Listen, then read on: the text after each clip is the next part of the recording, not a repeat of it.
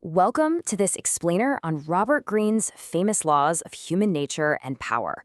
Look, if you've ever felt completely blindsided by office politics, or you've been sitting there wondering why raw talent alone just doesn't seem to guarantee success, you're definitely in the right place. Today, we're going to uncover how to actually use Greene's concepts. And no, not as some dark toolkit for manipulation, but as absolutely essential psychological armor. We're going to break all his insights down into actionable visual takeaways. So here is our roadmap for the day. We'll trace Greene's wild journey from a failing writer to an acclaimed author, dig into the sharky reality of work, discuss the actual morality of power, how we should evaluate modern leaders, the real root of charisma, and finish up with why true intelligence is vastly different from what we are all taught in school. All right, let's jump straight into section 1, the sharky reality of work. To really grasp these laws, you have to understand the guy who wrote them. Greene started out as this pretty naive, middle-class classics major who entered the workforce genuinely expecting a pure meritocracy. Instead, he was completely shocked by toxic office politics and people just actively trying to make others feel insecure.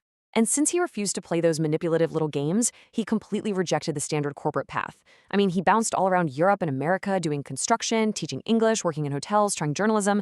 By the time he was 39, he had held a staggering 60 different jobs. He usually never lasted more than 11 months at any of them, mostly because he absolutely hated having a boss. But through all those diverse gigs, he came to measure these ruthless environments on what he jokingly calls a sharky scale. He figured journalism was a solid 6.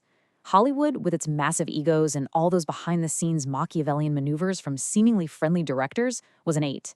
And later on, when he ended up collaborating with the rapper 50 Cent, he learned that the music industry is a brutal, cutthroat 9.5 out of 10. Which perfectly sets up section 2, power as self-defense. Picture this. Greene is 37, wandering around Venice, Italy, feeling like a bit of a failure. He meets this Dutch book producer named Joost Elfers and just suddenly pours out all his frustrations about the timeless power games he's been witnessing. His pitch was basically that people are playing the exact same political games today as they did during the Italian Renaissance. It's just a bit less bloody now. You get fired instead of killed. But here's a massively misunderstood fact about the book that came from that pitch. 95% of his famous laws of power are actually meant for self-defense. Literally. They are designed to help the underdog avoid making basic career-destroying mistakes. Greene even points out that true, masterful manipulators usually don't even need his book. It's already in their blood. Just take law number 1, for instance. Never outshine the master. This is a rule Greene himself completely violated 3 separate times early in his television career, simply because he was trying to be the best researcher in the room. He worked insanely hard, thought he was doing an amazing job getting the best stories, and then boom, fired. He was left totally bewildered, wondering what on earth he'd done wrong. Well, here's the reality check. If you work too hard to impress an insecure boss, and Greene stresses that almost all bosses are deeply insecure despite their titles, you will inadvertently threaten their ego, and they are never ever going to pull you into their office and say, "Hey, you made me feel insecure about my job." No way. They'll just find some entirely different, made-up excuse to put you in a bad spot or fire you altogether. Understanding that psychological dynamic, that is pure self-defense. So let's move on to section 3, the morality of power. This all brings us to a really fascinating philosophical pivot. You might be wondering, is it inherently wrong to learn these laws? Shouldn't we just rely on being a perfectly moral, decent person? Well, Greene draws on his classical education to remind us of this profound ancient Greek belief. Sheer incompetence and stupidity actually cause far more widespread damage than pure evil. Why? Think about it. When someone is truly evil, you can see it, you can confront it, get angry, and organize against it. But when people are just naive, incompetent, or totally blind to office politics, it blindsides you. It creates endless, chaotic problems that you never see coming. We can actually see this concept play out perfectly by looking at 2 American presidents. Take Franklin D. Roosevelt. Greene observes that FDR was a deeply decent man who achieved incredible things, but he was also highly Machiavellian. He was a classic fox and lion who used strategic ruthlessness and even had henchmen do his dirty work to navigate the Great Depression and World War II. Now contrast that with Jimmy Carter.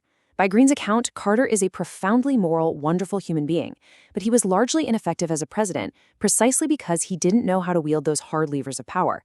The takeaway here isn't about endorsing left or right.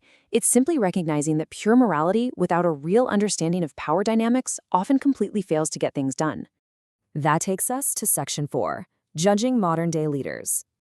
While history obviously gives us the clarity of decades to judge someone like FDR, evaluating modern leaders in real time is way more confusing. We just don't have that historical hindsight. Greene actually watched this up close when he served on the board of directors for American Apparel. He observed CEO Charney. From a distance, Charney seemed like this charismatic powerhouse who was using the 48 laws flawlessly to build an empire. But up close, Greene saw a leader who violated basic laws left and right, absolutely couldn't delegate, didn't know when to stop, and literally slept in the factory. Interestingly, Greene notes some striking similarities between Charney and Elon Musk. He observes that both act as brilliant entrepreneurs who start these incredible companies, but function as pretty terrible managers of people. They sleep at the office and completely lack that vital leadership ability to just delegate. Up close, that grand illusion of flawless power fades pretty fast. Okay, Section 5, Fear, Death, and Charisma. So if raw management skill and delegation aren't the secret to a leader's magnetism, what exactly is true charisma? Greene tackled this question head-on, especially during the 6 months he spent shadowing 50 Cent to write a book together. He really wanted to witness modern power in action, away from old, dead historical figures, and figure out the genuine source of intense personal magnetism. What he concluded is that charisma isn't just about being charming or super well-spoken, it's this fearless inner light, which is very often forged in the fires of immense suffering. Greene brings up Malcolm X, whose tough years in prison gave him this deep, emotional resonance that literally animated his entire body when he spoke. Similarly, 50 Cent survived being shot 9 times. Greene explains that when you come that dangerously close to death, your worldly fears just strip away. You're no longer terrified of offending people or making those brutally tough decisions.